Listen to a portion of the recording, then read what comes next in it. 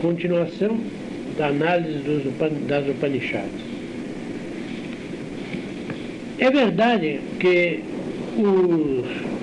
os intérpretes da filosofia hindu, nos seus grandes sistemas, costumam interpretar panteisticamente a sua concepção de Brahma.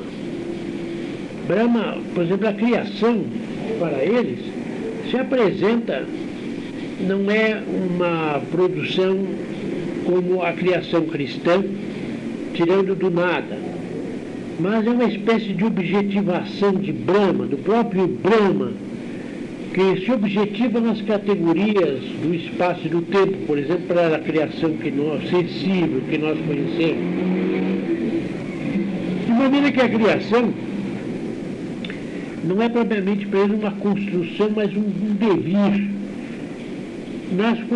Como diz Aurobindo, nas condições e nas formas da existência consciente. Que propriamente o mundo é apenas uma criação mental, digamos, de Brahma, uma lila, isto é, um brinquedo, um jogo, e que Brahma cria tudo isso como na sua mente e não tem o que é, todas as coisas que acontecem, maior consistência do que apenas a consistência que tem um ser mental, proporcionadamente ao ser que o menta. Assim, nós poderíamos mentar um mundo de acontecimentos na nossa imaginação, e esse mundo teria uma existência apenas dentro da nossa mente, e como a nossa mente é finita, passageira, transeunte, mutável, etc., esse mundo seria fraco e se desfaria logo quando entramos no nosso estado de vigília. Brahma seria também uma espécie assim, é um ente que está mentando, menta o mundo, menta toda a criação, só que ele não é um ser que passa por um estado onírico para um estado de vigília, está num constante estado de vigília, e a sua criação então é positiva. Não tem aquele caráter meramente onírico nosso, tem mais positividade, porque ele também é um ser infinito, todo-poderoso, que tem, portanto, um poder imenso, pode dar um conteúdo mais objetivo, mais forte, mais real à sua criação, mas essa criação, por sua vez, nada mais é do que um lila, quer dizer, um ludus, um jogo, uma criação da sua mente, e não tem mais realidade do que isso. Então, a criatura não passa a ser uma entidade que se dá com o subsistente, com perceitas, etc. Porque a criatura seria sempre enceitas, teria sempre uma enseidade, estaria, aliás, uma abaliedade, estaria sempre em outra, seria sempre um ser que está dependendo de outro, um ser que nunca tem a sua enseidade, nem a sua perceidade perfeita. Por isso o mundo é maia, o mundo é ilusão, que dá para nós essa impressão de que as coisas possuem a sua firmeza, mas elas realmente não a têm. Elas não têm como nós, ocidentais, como os gregos, como Aristóteles, por exemplo, concebia a substância como alguma coisa que tivesse perceitas e enceitas. Quer dizer, essa característica da substância aristotélica não é, por exemplo, para o hindu. Mas note-se agora, e, embora isto seja um tema de filosofia e levaria muito longe a sua apreciação, note-se, entretanto, o seguinte, que o aspecto que parece de oposição profunda entre a concepção da criação cristã e da criação hindu não é tão afastado, não são duas maneiras estanques de se ver, porque, na verdade, a nossa realidade da criatura, da criação cristã, a realidade dessa criatura, essa perceidade, essa inseidade, ainda é relativa, porque todo o sustentáculo deste ser é dado pelo Ser Supremo, o qual, se o retirasse, ele perderia toda a sua fundamentalidade, a sua radicalidade última, e ele desapareceria, emergeria num nada. Então, neste ponto, há uma semelhança muito grande entre os hinduístas e nós. É que nós não podemos pensar que o Lila, criador de Brahma, seja como um Lila, criador de um artista, de um ficcionalista que está criando personagens imundos, ou o Lila de um Don Quixote, de um Sancho Panza, na mente de Cervantes. Não, o Lila de Brahma é o Lila de um ser supremo, de um ser que tem omnipotência, que tem a perfeição. Portanto, ele tem muito mais conteúdo real, quer dizer, tem muito mais objetividade, para empregarmos na linguagem hindu, do que teria para nós a criação de um mero artista que imagina, nós, através do sonho, criamos as nossas imagens que parecem reais. De maneira que, então, assim como nós no sonho vivemos as nossas imagens como reais, e só no estado de vigília que percebemos que elas não são reais, como Brahma não realiza propriamente em estado de sonho, embora em algumas manifestações religiosas se apresente Buda em estado dormindo, Buda em estado de sonho, quer dizer, Buda está criando o mundo quando sonha. Buda, nesse sentido, é Brahma no estado de beatitude suprema, quer dizer, o estado de criador. Então, há uma diferença, porque esta criação, sendo de um ser onipotente, oniperfeito, ela tem muito mais realidade do que a nossa, que é apenas de um ser contingente, passageiro, que por sua vez já é um sonho. Nesse caso, as nossas criações, as nossas ficções já são lilá de lilá, de um lilá. Quer dizer, nós já somos um brinquedo, as nossas criações é um brinquedo de um brinquedo, enquanto que em Brahma é apenas um brinquedo. Portanto, com muito mais firmeza, com muito mais realidade do que a nossa. Pois, se pensarmos assim, separarmos as partes que diferem, que não diferem tão profundamente, essencialmente, como se pensa, mas apenas acidentalmente, se pode compreender que o pensamento criacionista dos hindus não está em oposição cerrada ao pensamento criacionista cristão, que é muito mais, digamos, precisivo, mas nem por isso também contrário ao pensamento hindu. Agora, quando se diz, bem, mas os hindus admitem que há um devir em Brahma, e Brahma então se transforma.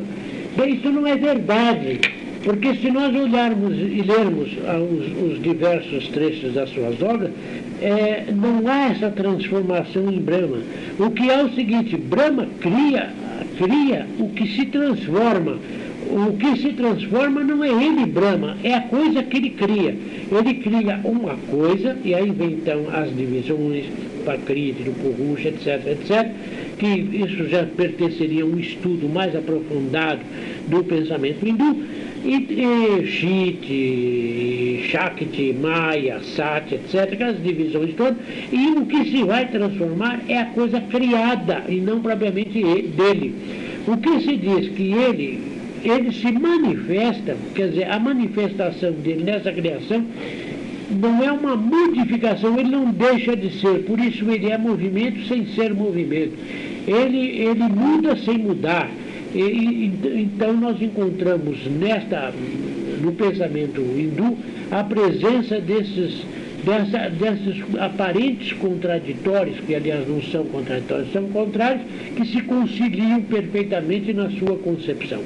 Como nós vamos ter oportunidade de ver mais adiante. É o que está claro no versículo 6, onde ele diz, mas aquele que percebe todos os devires no ser mesmo, e o ser em todos os devires, aquele não se dobra, não se acabrunha, E o 7, para quem o próprio ser se tornou todos os devenires, para quem sabe onde a confusão, onde a dor, para quem percebe em tudo a unidade. Se no versículo 4 se diz único sem movimento, mais expedito que o próprio pensamento, então se compreende perfeitamente que quando alguns intérpretes hindus dizem, como Shri Aurobindo, de que todas as coisas, diz ele na página 37 dos seus comentários a essa Upanishad, todas as coisas estão realizadas em Brahma. O curso das outras entre aspas, o movimento da natureza é simplesmente a manifestação, prakriti, pela causalidade no tempo e no espaço de alguma coisa que Brahma possui já. Mas enquanto ser universal, Brahma ultrapassa o movimento. De maneira que ele, porque a eternidade, como ele diz mais adiante, ultrapassando o tempo, ele contém em si mesmo simultaneamente o passado, o presente e o futuro. E não tem que correr, entre aspas, até o termo conceptível das sucessões. Ponto. Ultrapassando o espaço, ele contém identicamente todas as formações de si mesmo. E não tem de correr, entre aspas, até os limites do espaço conceptível. Ponto. Ultrapassando a causalidade, ele contém em si todos os possíveis eventuais sem estar ligado pelo encadeamento aparente das causas que os regem no universo. Ponto. Tudo está já realizado nele, o Senhor. Antes que isso possa acontecer pelo movimento nas individualidades separadas. Ora, se nós observarmos nos versículos 6 e 7 que citamos, nós vemos que Brahma é subjetivamente Atman, o Si, a existência imutável de tudo quanto está no universo. Isto é, a mente que menta o incomutável, como se vê na tese. Quer dizer, as coisas que mudam, mudam no que nasce, na natureza, na criatura. Mas Atman, que é o verdadeiro, que é verdadeiramente Brahma, é o ser puro, é o ser concentrado em sua própria consciência. Por isso nós também temos um Atman, também temos uma alma, que é a nossa semelhança com Brahma.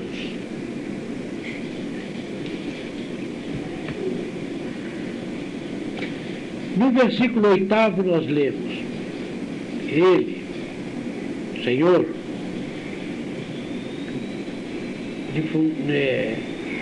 é difusivo, luminoso, incorpóreo, sem defeito, sem órgãos, puro, invulnerável ao mal. Ponto. O vidente, o pensador, aquele que torna tudo que existe em si, que ordenou as coisas segundo sua lei desde as idades infinitas. Aqui, o problema todo está nessa interpretação dessa expressão que diz torna-se tudo, aquele que torna-se tudo, que está no versículo 8. Mas se combinamos esse versículo 8 com o versículo 4, único sem movimento, nós compreendemos que esse torna-se tudo não é ele que se torna tudo, ele faz que tudo se torne tudo. Quer dizer, ele contém o poder de realizar todos os deveres. Neste sentido é que nós compreendemos estas oposições constantes dentro do pensamento hindu, que ele é, ao mesmo tempo que ele se mantém imutável, é mutável. Quer dizer, é mutável porque ele, na imutabilidade da sequência, da série, dos seus pensamentos, que já estão dados desde todo sempre, ele pode torná-los, então, sucessivos. Assim, digamos, como se for um exemplo bem vulgar, mas que pode nos dar uma ideia. Um filme cinematográfico, que já está pronto, ele tem simultaneamente a primeira cena até a última. Agora, no cinema, a proporção que ele vai se desenvolvendo, ele vai desenvolver essa cena sucessivamente. Mas no filme já estão gravadas simultaneamente. Assim, por exemplo, todas as formas de todos os modos de ser já estão contidos na onipotência do ser divino, mas a sua atualização tem de obedecer a uma série de devir. Então, ele dando a esse surgimento, a esse devir, ele torna as coisas sendo o que elas poderiam ser e assim sucessivamente. Mas isso não quer dizer que na sua mente tudo que se tornou, tudo que vai acontecer, está acontecendo e vai acontecer, não esteja já dado como presente e absoluto nele. Como vimos na interpretação de Sri Aurobindo e também como vimos fundando-nos nos versículos 6, 7 e nos versículos anteriores. Agora vejamos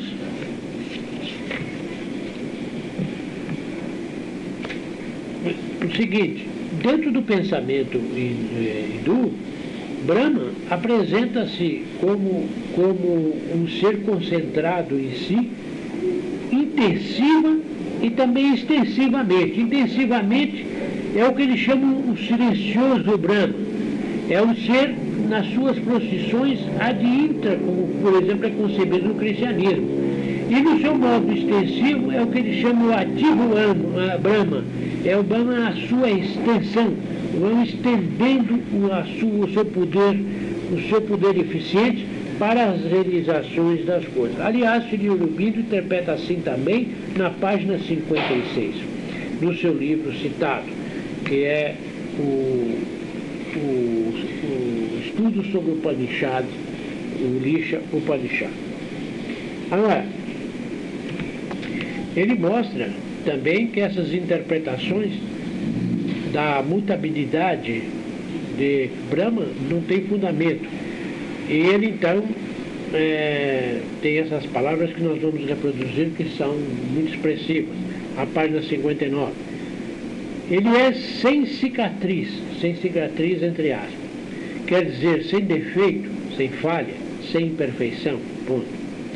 Ele não é afetado pelas mutações que ele suporta, pelo choque e pelo jogo das relações de mais e de menos, de crescimento, de diminuição, de interrupção ou de interpenetração. Pois ele mesmo é sem ação. Achalá, com H no Achalá. Sanatana, com H no fim. Sanatana. O imóvel eterno, entre aspas, palavras que estão no Bhagavad Gita 2:24.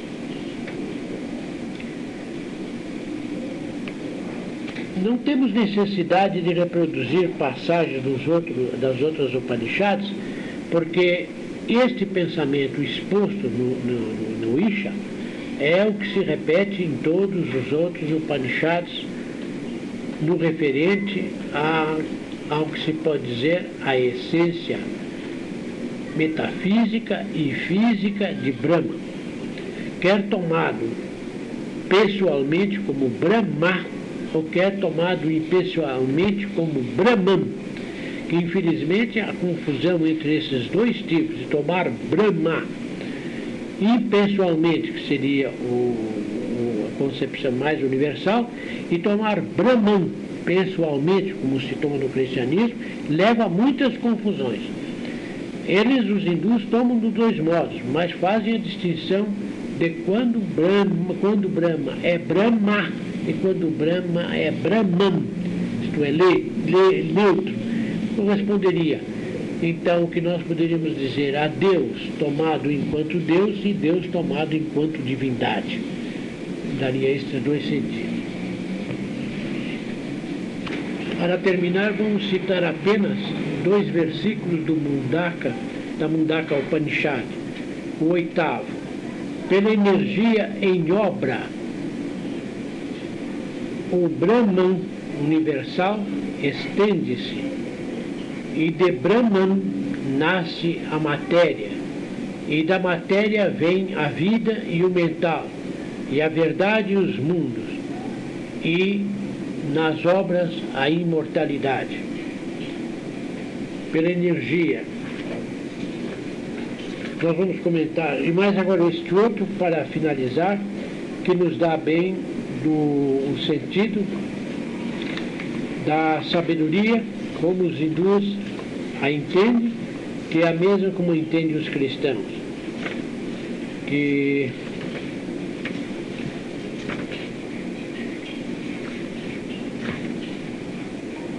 no capítulo 2º, o versículo 3,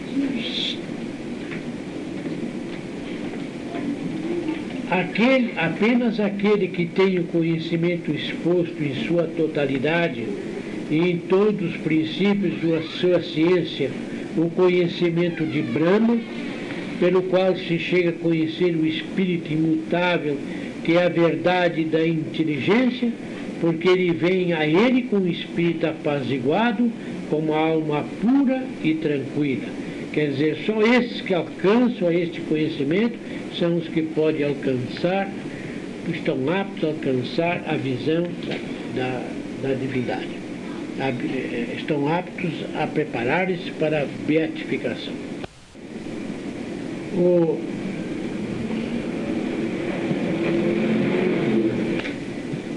trecho do oitavo versículo do capítulo 1º, onde nós traduzimos pela energia em obra de Brahma universal, o Brahman universal, se estende e de Brahman nasce a matéria. Aqui nós temos que ver é o Brahman tomado neutramente, Brahman enquanto divindade. E a energia em obra sempre refere-se à atuação, às processões ad extra de Brahman, como nós já tivemos oportunidade de mostrar, que corresponde também à processão ad extra da criação cristã. Quer dizer, neste sentido é que Brahma dá surgimento ao ato e à potência, de onde nasce a matéria, e da matéria vem a vida e o metal, etc. Vem a vida, da matéria vem a vida e o mental, e a verdade, os mundos e as outras obras da imortalidade, mas é preciso notar que não quer dizer que provenha da matéria, o mental. Vem a matéria, vem o mental, vem a verdade dos outros mundos, e também vem a imortalidade. Essa seria a melhor tradução, para não criar confusão de que decorresse da matéria tudo isso, né? É esse sentido que eles querem dar. A vida sim, a vida vem, eles dão como a vida vindo da matéria, mas de Brahma nasce a matéria e também o mental, e também a verdade, e também os mundos, e também as obras da imortalidade. Este é o sentido. Vemos perfeitamente que o pensamento hindu, assim, se coaduna, se adequa com o pensamento cristão, enquanto ele gira em torno do Deus Um. O que vem mais uma vez demonstrar a nossa tese, que em torno do Deus Um e de seus atributos, todas as grandes religiões se encontram nos pontos substanciais. As diferenças são mais acidentais.